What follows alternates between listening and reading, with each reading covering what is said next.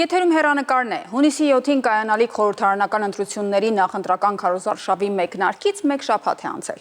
Ինչպես են այն անցկացնում ընտրություններին մասնակցող ուժերը։ Իմ զրուցակիցը Ուժեղ Հայաստան դաշինքի ցուցակով առաջադրված ազգային ժողովի падգամավորի թեկնածու Արամ Վարդևանյանն է, շնորհակալություն պարոն Վարդևանյան, մեր հրավերը համար։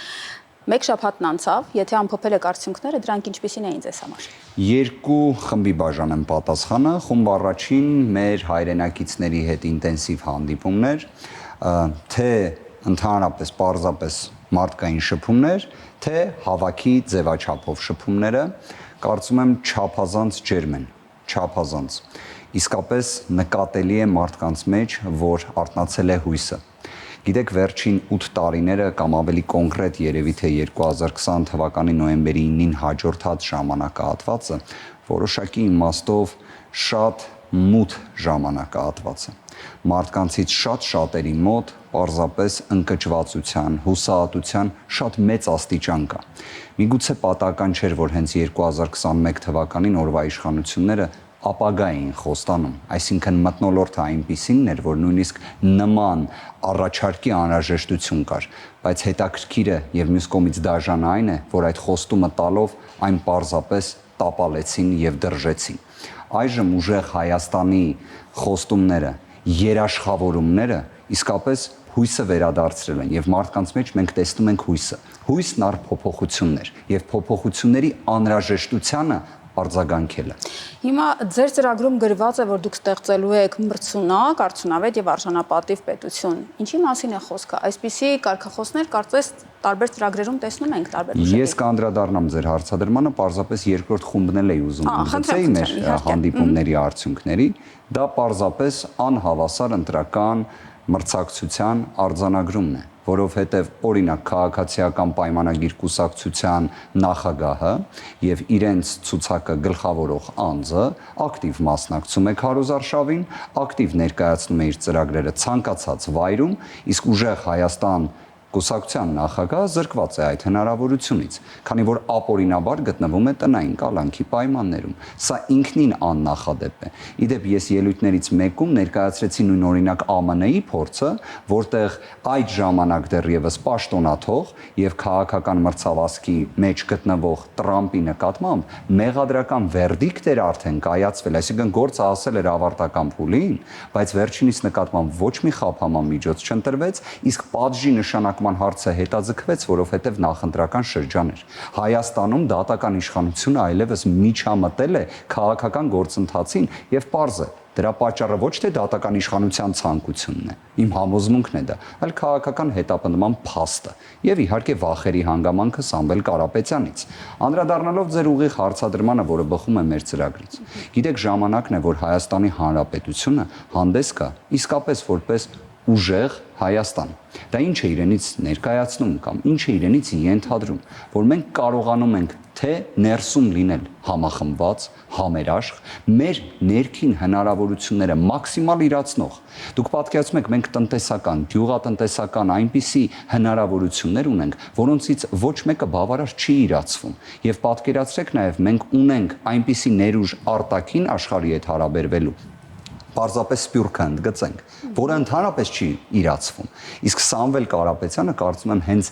մարմնավորում է այն անձին, որը կարող է իսկապես ապահովել, որ Հայաստանի Հանրապետությունը լինի բոլոր հայերի ամենաապահով տունը, այդ թվում նաև սպյուրքին ներգրավելով մեր ներքին կյանքում, որովհետև մենք տեսնում ենք վերջին 5 տարիները ընդհանրապես Սփյուռքի հետ հարաբերությունները խաթարվել են։ Մենք մեր Սփյուռքի հայրենակիցների լոբիստական ռեսուրսը չենք օգտագործում։ Պատկերացրեք, եթե մեզ մոտ տեղի ունենա այն տնտեսական հեղափոխությունը, որը նաև ներառված է մեր ծրագրի մեջ, որոնցից երկուսը պարզապես հիմա առանձնացնեմ, դա 300,000 աշխատատեղն է։ Եթե Հայաստանի Հանրապետությունը ունենա ներքին բարեկեցություն, մեր հայրենակիցների բարեկեցության հարցը լուծվի, մենք լինելու ենք արդեն իսկ մրցունակ դիրքերում, որովհետև բոլոր այն երկրները, որոնք ունեն բարեկեցության խնդիր, իսկ մեզ մոտ դեռևս ծայրահեղ աղքատ 30,000-ից ավելի մենք հայրենակիցներ ունենք, որոնք թեր սնված են հենց հիմա։ Դուք պատկերացնում եք 2021-ին խոստում են տալիս ապագայի, բայց 30,000-ից ավելի թեր սնված մեր հայրենակիցներ ունենք։ Մենք այսօր ունենք ծայրահեղ աղքատության, եթե չեմ սխալվում, շուրջ 23%-22% ցուցանիշ, որը խոստացել են 2021 թվին, երբ այդ ժամանակ 27% էր այն կազմում, որ երկու անգամ պետք է կրճատվի, դա էլ չեն արել։ Մենք այս պայմաններում իհարկե մրցունակության խնդիր ունենք, բայց հենց այս խնդիրները լուծելու մասին է ուժեղ Հայաստանը։ Հիմա ձեր ընտրողները երբ ձեզ լսում են, ասում են, այ որոնք են մեխանիզմները, չափելի մեխանիզմները, ասեք, դուք նշեցիք ձեր առաջնորդի գործոնը, բայց նաև մեխանիզմներ, որոնք պետք է իրագործելի դարձնեն այդ ծրագրերը, ինչպես։ Շատ լավ։ Եթե կոնկրետ չափելի ծրագրերի մասին ենք խոսում, օրինակ ծայրահեղ աղքատության հաղթահարման համար ստեղծվելու է կոնկրետ հիմնադրամ, որում պետությունը ունենալու է փոքր մասնակցություն, իսկ մնացյալ մասնակցությունը լինելու է հենց կարելի ասել ուժեղ Հայաստան կուսակցության անձնական կապերով, Սամվել Կարապետյանի անձնական կապերով մեր հայրենակիցների մասնակցությունը այդ հիմնադրամում, այսինքն միջոցների ներգրավմամբ, դա որոշակի իմաստով պետություն մասնավոր բացառիկ համագործակցություն է լինելու, որով յուրաքանչյուր ծայրահեղ աղքատության մեջ գտնվող ընտանիքներին 150,000 դրամ նպաստ է տրամադրվելու։ Սա ինչի համար է արվելու։ Ոչ թե որ իրենց դեմոտիվացնեն, հա, որ պարզապես նպաստից եւ այլ օգտվելով իրենց կյանքը կառուցեն, այլ որ օգնենք, որ դուրս գան ծայրահեղ աղքատության վիճակից։ Մյուս հանգամանքը օրինակ էլի կոնկրետ չափելի ծրագիր է։ Դա փոքր միջին բիզնեսին օժանդակություն տալն է 0% հարկի մեխանիզմով։ Իդեպ երբ խոսում են, որ դրանով հարկային կարգապահությունն է խաթարվում եւ այլն, ինձ մոտ տպավորություն է, որ այդ մարդիկ Հայաստանում չեն ապրում։ Հայաստանում պետք է որ միջին խավ ձևավորվի։ Հայաստանին պետք է, որ մարդիկ չպատկերացնեն իրենց գործունեությունը կամ զբաղվածությունը զուտ պետական ծառայության անցնելով, որ կարողանան այդ միջին խավում լինեն։ Իսկ պատկերացրեք, եթե փոքր բիզնեսը կարողանում է հարկային այդ բեռից ինչ որտեղ նաև տերորից ազատված լինել։ Չի կարող լինել այն վիճակը 21-րդ դարում, որ խոշոր բիզնեսը այնքան տրոհվի, որ վերածվի փոքր բիզնեսի, որ 0 հարկ վճարի։ Սա արդեն 21-րդ դարն է։ Սա էլ մյուս կոնկրետ շոշափելի ծրագիր է։ Պարոն Վարդևանյան, ընդհանրապես ընտրողը այս տարիների ընթացքում բազմաթիվ ընտրությունների է մասնակցել եւ խոստումներ շատ է լսել։ Ինչու պետք է համոզված լինի, որ ձեր ասած ծրագրերը իրատեսական են եւ իրագործելի իր համար։ Ինչու պիտի ձեզ հավատա։ Շատ հետաքրքիր հարց եք տալիս, իդեպ դրա մեխանիզմներից մեկը մենք որդեգրել ենք հետևյալ կերպ, որ սա պարզապես նախընտրական խոստում չէ։ Սա ծրագիր է, որը երաշխավորում է Սամվել Կարապետյանը։ Ինչ որտեղ իհարկե սա ոչ դասական քաղաքական նախադասություն է, բայց մյուս կողմից Սամվել Կարապետյանին մեր հայրենակիցները ճանաչում են։ Ճանաչում են որպես մի մարդու, ով ծնվել է Հայաստանում, կրթություն է ստացել Հայաստանում, այնուհետև ձեռնարկատիրական գործունեությամբ զբաղվելու համար մեկնել է արտերկիր։ Արտերկրում գործունեություն ծավալելով դարձել է Հայաստանի երևի մեր հայրենակիցներից եկեք այսպես ձևակերպենք ամենահաջողներից մեկը, ամենահաջողակներից մեկը, ով նաև ներառված է Forbes-ի ցուցակում, բայց ով նաև դրսում գումար վաստակելով այդ գումարը բերել է Հայաստան։ Պատկերացրեք մարդուն բնութագրելու համար, երբ մենք հղում ենք տալիս, հա, որ երաշխավորում է Սամվել Կարապետյանը, երբ դեռևս ինքը չէր հանդիսանում մեծահարուստ հայերից մեկը, հա, աշխարհի, ուներ որոշակի արդեն միջոցներ, իր առաջին գործողություններից մեկը, որը արել է, դա Տաշիրում Սուրբ Սարգիս եկեղեցին կառուցելն է։ Պատկերացնում եք, այսինքն մարդը դեռևս չունի այդպիսի մեծ միջոցներ, բայց առաջին քայլերից մեկը վերադառնում է իր Տաշիրը եւ այնտեղ եկեղեցի է կառուցում։ Իսկ թե քանի բարեգործական ծրագրեր է արել, որքան ծավալի նվիրատվություն է արել նույն Հայաստան համահայկական հիմնադրամին եւ որքան ծրագրեր կա, որոնք ինքը իրականացրել է, որի մասին ոչ մեկ չի գիտի, բայց մի մասն էլ օրինակ ես շատ լավ եմ հիշում, երբ Արցախի մեր հայրենակիցների հետ խոսակցություններ էինք ունենում, իրենք այնքան էին միշտ ընդգծում Ստեփանակերտի հիվանդանոցը, որը միլիոնավոր դոլարներով վերակառուցվել է կրկին Սամվել Կարապետյանի միջոցներով։ Ես խոսում եմ մի մարդու մասին, ում հայ ազգը եւ հայ հասարակությունը ճանաչում է։ Մենք խոսում ենք մի մարդու մասին, ով իսկապես ոչ թե շատ խոսել է, այլ գործել է։ Եվ կարծում եմ հենց դրա ակնկալիքն էլ մեր հասարակությունը ունի։ Եվ այս բոլոր մեր ծրագրերը 300,000 աշխատատեղը լինի, աղքատության, ծայրահեղ աղքատությունը սեղմ ժամկետներում հաղթահարելու, իսկ աղքատությունը հաղթահարելու ճանապարհին գնալու մոտեցումները երաշխավորում է հենց Սամվել Կարապետյանը։ Անցնենք ծրագրի մյուս հատվածներին։ Մի հատվածը վերաբերում է սահմանադրական անհետաձգելի փոփոխություններին, այդպես եք վերնագրել, եւ դատական համակարգին։ Այդ որոնք են այդ անհետաձգելի փոփոխությունները, որ անում եք, ինչու անհրաժեշտություն առաջացավ։ Գիտեք, մի քանի հարցեր կան։ Մենք ըստ էության ունենք դատական իշխանության մեր բլոկում որոշ խնդիրներ, որոնք վերաբերում են օրինակ դատարանների նախագահների նշանակման մեխանիզմներից մինչև բարձրագույն դատական խորհրդի գործունեությունը։ Վերջին տարիները ցույց տվեցին, որ մենք բարձրագույն դատական խորհրդի հետ կապված իրենց գործունեության խնդիրներ ունենք։ Բարձրագույն դատական խորհուրդը բաղկացած է 10 անդամից։ 5-ը իրավաբան գիտնականներ են, որոնք ընտրվում են ազգային ժողովի կողմից, իսկ 5-ը ընտրվում են դատավորների ընդհանուր ժողովից կամ եկեք այսպես ասենք դատական իշխանությունից են գործուղվում ԲԴԽ։ Մենք հասկացանք, որ այդ իրավաբան գիտնականները ստացվում է կարող են լինել իսկապես քաղաքականացված անձինք։ Մենք դեպք ունենք, երբ ԲԴԽ նախագահի վերջո ընտրվեց, իսկ նախքան այդ ԲԴԽ անդամ ընտրվեց ազգային ժողովի կողմից, անձ, ով մինչ այդ ՔՊ անդամ էր, այսինքն կուսակցական ներկայացուցիչ էր։ Եվ հենց վերջինիս պաշտոնավարման ընթացքում ամենաբազմաթիվ նաև լայն քննադատության արժանացած որոշումներ կայացրեց բարձրագույն դատական խորհուրդը։ Այսինքն ստացվում է, որ ներկա սահմանադրական կարգավորումները թույլ են տալիս, որ բարձրագույն դատական խորհուրդը լինի քաղաքականացված մարմին, իսկ այն պետք է լինի դատավորներին պաշտպանող մարմինը։ Միայն դրան է վերաբերում փոփոխությունը։ Գիտեք, սա ավելի շատ կոնկրետ թիրախային օրինակներից մեկը ցանկացա ընդգծել։ Բացի դրանից, իհարկե, մենք ունենք նաև, հենց ես նախադասությամբ պարզապես նշեցի, բայց դատարանների նախագահների վերաբերյալ էլ որոշ հարցադրումներ։ Մենք նաև ընդհանրապես բարեվարկության ստուգման հետ կապված որոշակի լուծումներ եւս ուզում ենք տեսնել։ Տեսեք, օրինակ դատավորներից Մնացական Մարտիրոսյանը, ով հայտնի է իհարկե որպես Նիկոլ Փաշինյանին ազատազրկման դատապարտող, բայց մինչ օրս պաշտոնավարող եւ 18 տարեկան աշակերտի նաեւ կալանավորելով է հայտնի, ով մինչ վերջերս Երևան քաղաքի ընդհանրավարության դատարանի քրեական դատարանի նախագահն էր։ Ու ասում են եւ դեռևս շարունակելու է իր պաշտոնավարումը, չնայած դեռ Մարդու իրավունքների եվրոպական դատարանի վճիռները բազմաթիվ են, որոնք վերաբերում են իրավունքների խախտումներին, հենց իր կողմից կայացված։ Բայց ստացվում է դատարանի նախագահի հարցը կրկին գտնվում է բարձրագույն դատական խորհրդի իրավասության պայմաններում։ Հիմա պատկերացրեք, օրինակ բացասական բարեվարկության ստուգում,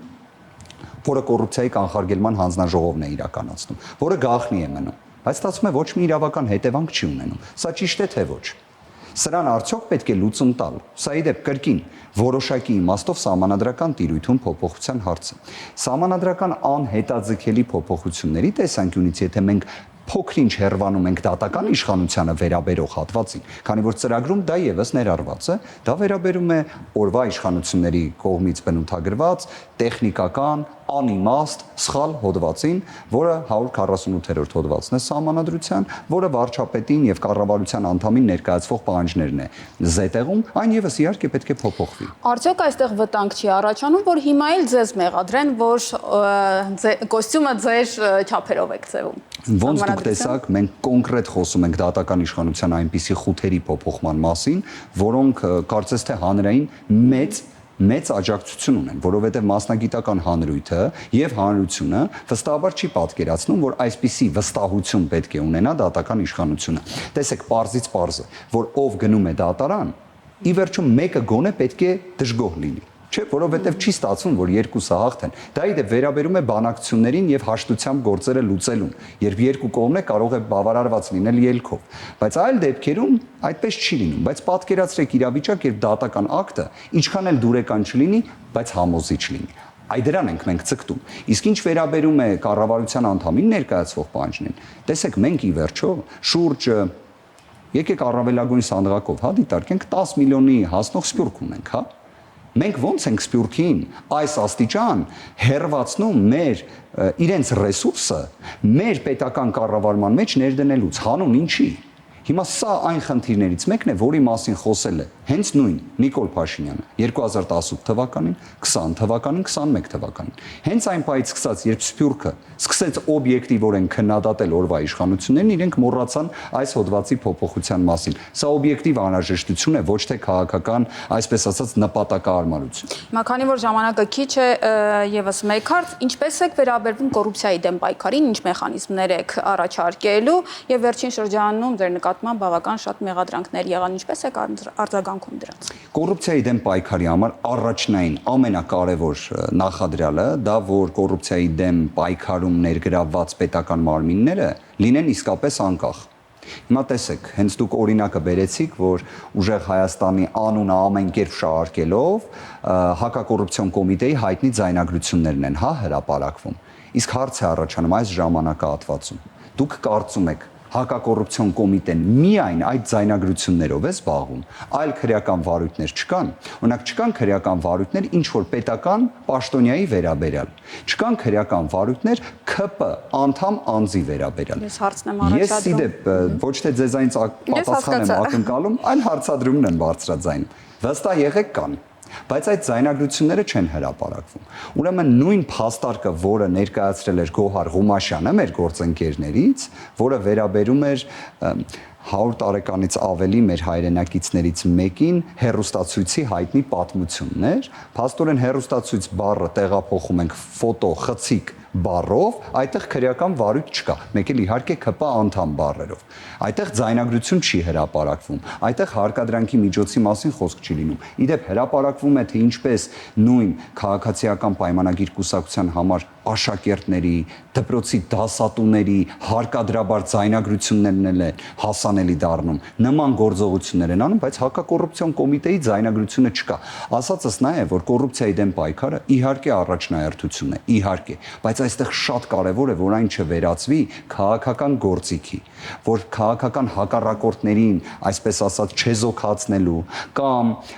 նսեմացնելու կամ որոշակի իմաստով ստվեր գցելու համար այդ գործիքը օգտագործվի։ Վստահաբար մենք դրա վերաբերյալ էլ կոնկրետ լուծումներ ունենք, այդ թվում, որ նշված պաշտոնյաները ոչ թե պարզապես նշանակվեն եւ հաշվետու լինեն գործադիր իշխանության ղեկավարին, այլ շատ ավելի լայն ձևաչափով, որը միջազգային փորձում առկա է։ Վերջին հարցը, ձեր ընտրողին ուղղված ձեր ուղերձը ինչպիսին է։ Ես առաջինը կցանկանամ, որ մեր ընտրողները որևէ մի հանգամանքից չվախենան։ Ես պատկերացնում եմ այն ճնշումները, այն նենգ գործողությունները, որոնք կատարվում են այս ընթացքում, կարող են ինչ որտեղ ազդեցություն ունենալ, բայց թող չընկճվեն դրանից։ Թող վստահ լինեն, որ ուժեղ Հայաստանը գալիս է, թող վստահ լինեն, որ փոփոխությունները գալիս են, եւ մի կարևոր հանգամանք էլ նշեմ։ Մենք այսօրվա դրությամբ ունենք շատ մտահոգիչ մի ցուցանիշ մեր դեմոգրաֆիական տվյալների հետ կապված։ Այդ մասով էլ մի շատ դրական եւ բարի ռեֆորմ է առաջարկում ուժեղ Հայաստանը կրկին մի հիմնադրամի ձևաչափով, որ օրինակ յուրաքանչյուր հայ ընտանիք, որը 5-րդ երեխային կունենա, պետք է ստանա այդ հիմնադրամից անվճար բնակարան, որովհետև մեր հայրենակիցների դեմոգրաֆիական ցուցանիշը դա մեր ազգային անվտանգությանը բնորոշ կարևորագույն հարց է։ Թող վստահ լինեն մեր ընտրողները, թող որևէ մի բան չկասկածեն, մենք այլևս պետք է ունենանք ուժեղ Հայաստան, եւ դա անելու ենք միասին, համատեղ ուժերով, փոփոխությունները իրականություն դարձնելով։ Շնորհակալություն, պարոն Վարդևանյան, ես հիշեցնեմ իմ զրուցակիցը ուժեղ Հայաստան դաշինքի ցուցակով առաջադրված ազգային ժողովի падգամավորի տեխնացու Արամ Վարդևանյանն էր։